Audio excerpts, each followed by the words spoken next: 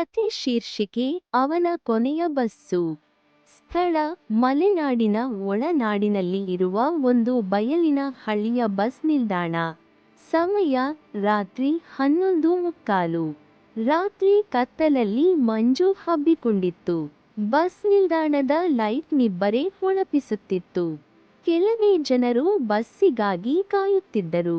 ಶಿವ ಮೈಸೂರಿಗೆ ಹೋದ ಮಗನ ಮನೆಗೆ ಹೋಗುತ್ತಿದ್ದ. ಆಗಲೇ ನ್ಯೂಸ್ನಲ್ಲಿ ಕೇಳಿದ. ಮತ್ತೆ ರಾತ್ರಿಯ ಬಸ್ನಲ್ಲಿ ಹೆದರುವ ಘಟನೆ. ಕೊನೆಯ ಬಸ್ಸಿನಲ್ಲಿ ಒಂದು ಸ್ತ್ರೀ ಕಾಣೆಯಾಗಿದ್ದಾಳೆ. ಶಿವ ಗೆಜ್ಜೆ ಮಾಡಿದರೂ ತನ್ನ ನಿಶ್ಚಯ ಬದಲಾಯಿಸಲಿಲ್ಲ. ಅವನು ಅಂತಿಮ ಬಸ್ಸಿನಲ್ಲಿ ಏರಿದ.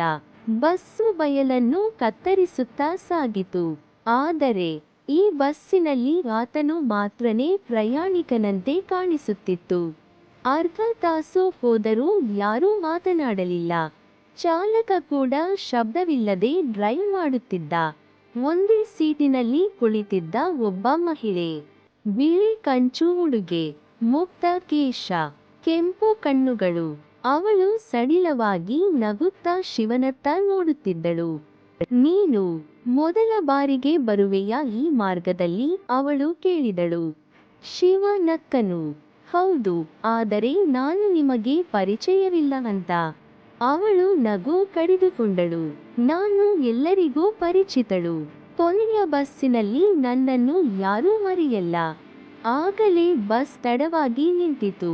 ಶಿವ ಜಾಗದತ್ತ ನೋಡಿದ.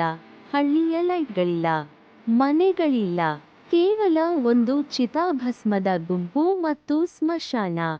ಶಿವ ಬಿದ್ದು ಬಿಟ್ಟ. ತಿರುಗಿ ನೋಡಿದಾಗ ಮಹಿಳೆ ಇಲ್ಲ, ಚಾಲಕ ಇಲ್ಲ, ಬಸ್ಸು ಅಲ್ಲಿಲ್ಲ. ಅವನು ಎಚ್ಚೆತ್ತುಕೊಂಡಾಗ ಹಳ್ಳಿಯವರು ಆತನನ್ನು ಶಮಶಾನದಲ್ಲಿ ಅಚೇತನವಾಗಿ ಕಾಣಿಸಿಕೊಂಡರೆಂದು ಹೇಳಿದರು. ಕೊನೆಯ ಬಸ್ಸು ವರ್ಷಗಳ ಹಿಂದೆ ಒಂದು ಅಪಘಾತದಲ್ಲಿ ಹಾಳಾದ ಬಸ್ಸು. ಅದು ಮತ್ತೆ ಮತ್ತೆ ರಾತ್ರಿ 11:15 ನಂತರ ಪ್ರತ್ಯಕ್ಷವಾಗುತ್ತದೆ ಎನ್ನುವ ಪ್ರಚಲಿತ ಉಂಟಿತ್ತು. The end. If you enjoyed this chilling tale, make sure to subscribe and follow my YouTube channel for more eerie and thrilling stories.